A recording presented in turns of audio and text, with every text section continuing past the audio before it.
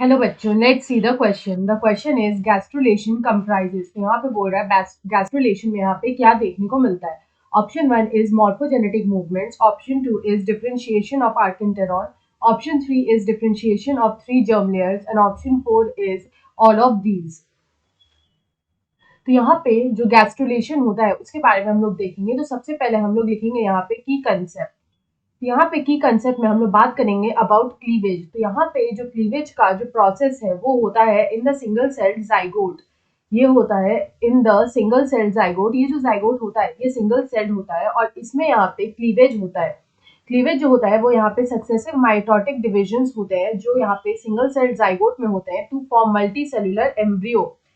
इस single cell zygote में cleavage होता है to form multi cellular embryo.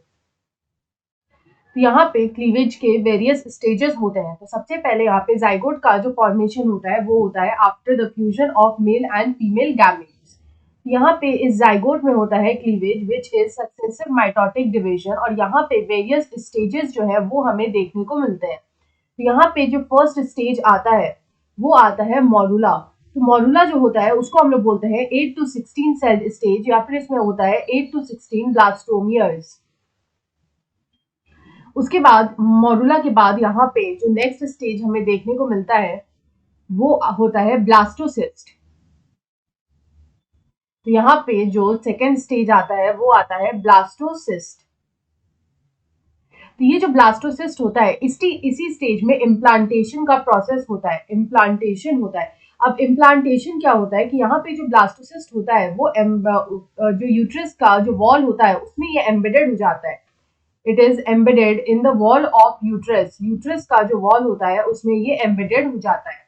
अब यहाँ पे ब्लास्टोसिस्ट के बाद जो नेक्स्ट आता है वो आता है gastrula. It is the gastrula stage. ये जो गैस्ट्रुला स्टेज होता है इसका फॉर्मेशन होता है आफ्टर ब्लास्टोसिस्ट। तो यहाँ पे हम लोग बोल सकते हैं कि ये जो गैस्ट्रुला होता है ये होता है it is formed by a process called gastrulation. It is formed by a process which is called gastrulation. Gastrulation जो प्रोसेस है उससे ये उसी से इसका फॉर्मेशन होता है। यानी कि जो ब्लास्टोसिस्ट होता है वो फर्दर डिवाइड करके गैस्ट्रुला का फॉर्मेशन करता है और उसी प्रोसेस को हम लोग बोलते हैं गैस्ट्रुलेशन। तो यहाँ पे इस तरह से अगर हम लोग देखें कि गैस्ट्रुलेशन में होता क्या है तो यहाँ पे अगर हम लोग बात करें अबाउट दिस गैस्ट्रुलेशन तो इस गैस्ट्रुलेशन में हमें यहाँ पे सेल्स में मॉर्फोजेनेटिक मूवमेंट्स हमें यहाँ पे देखने को मिलता है। We can see morphogenetic movements.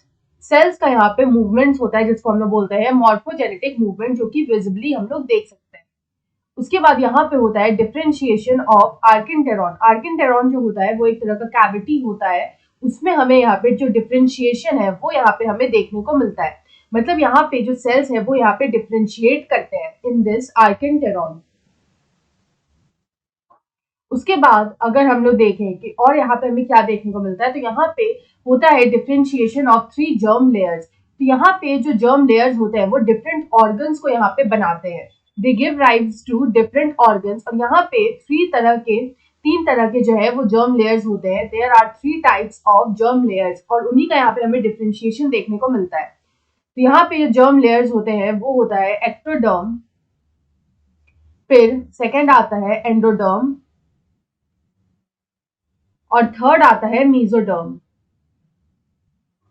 तो यहाँ पे अगर हम इस क्वेश्चन का करेक्ट आंसर देखें तो हम लोग बोल सकते हैं कि ऑल ऑफ द अबव जो है वो यहाँ पे आएगा इन गैस्ट्रुलेशन। सो ऑप्शन 4 में दे रखा है ऑल ऑफ दीज।